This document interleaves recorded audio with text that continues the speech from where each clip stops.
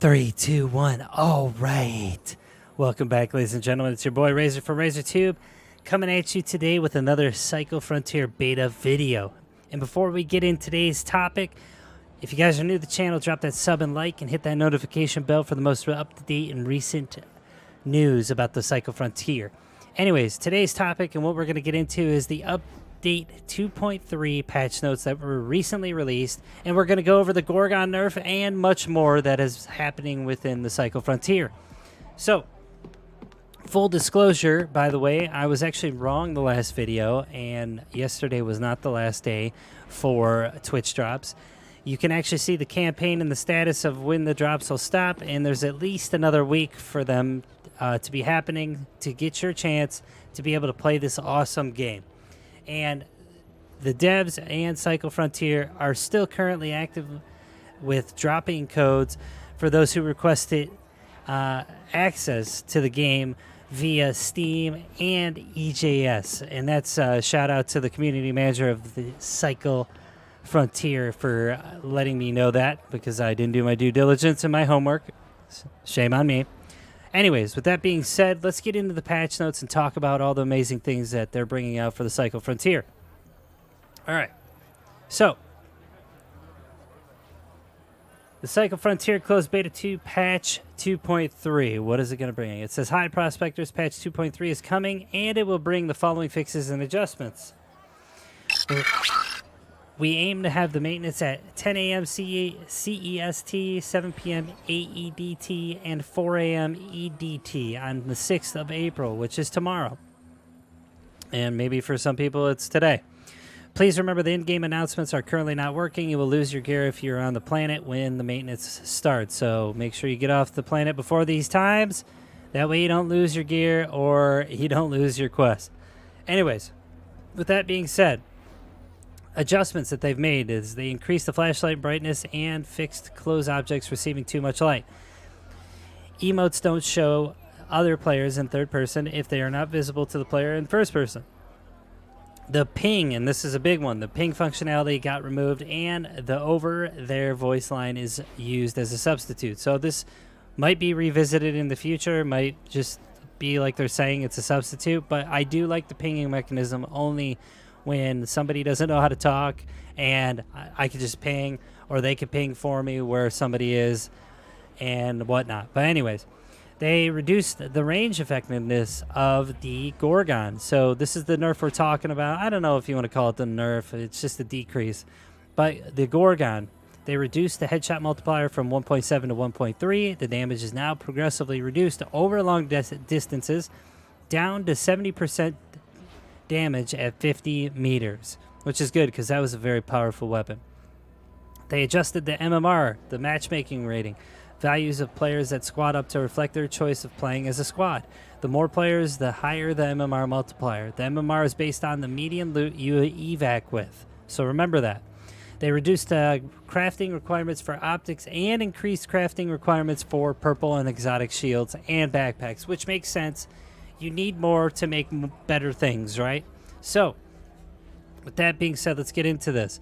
For the hollow sight, they reduced the hardened metal from 5 to 2 and reduced the optic glass requirement from 3 to 1.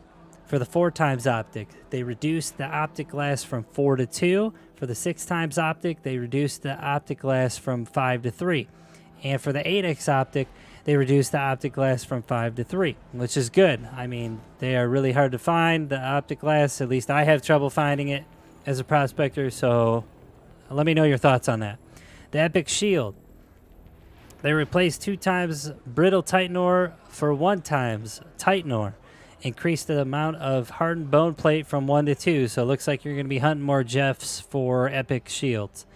Exotic shields, they replaced the 2 times focus crystal for a 1 times pure focus crystal.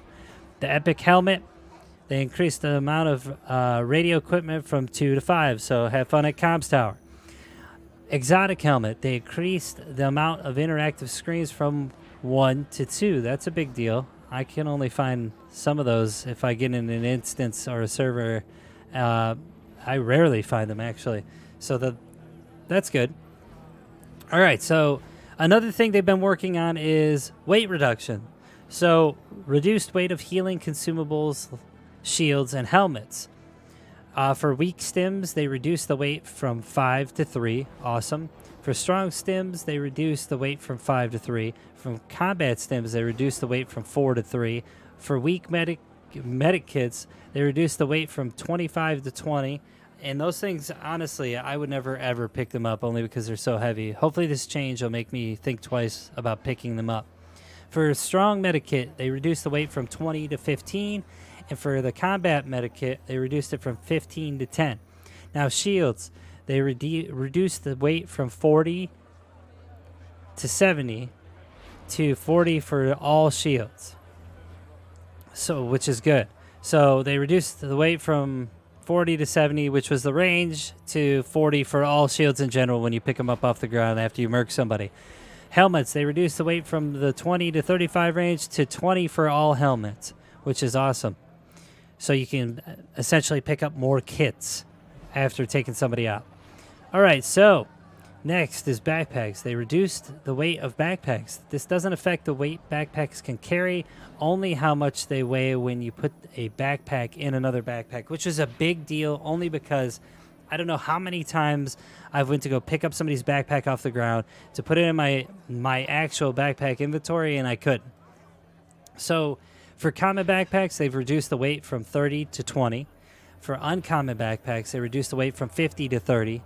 For rare backpacks, they reduced the weight from 80 to 40. Literally, they cut it in half. For epic backpacks, they reduced the weight from 100 to 50. That's a big deal. So if you happen to make a play as a little newbie off the beach or out of your little baby capsule, you literally, if you make a play, you could probably score yourself an epic backpack. Anyways, and put it in your own backpack. So weapons, they've reduced the weight of most weapons.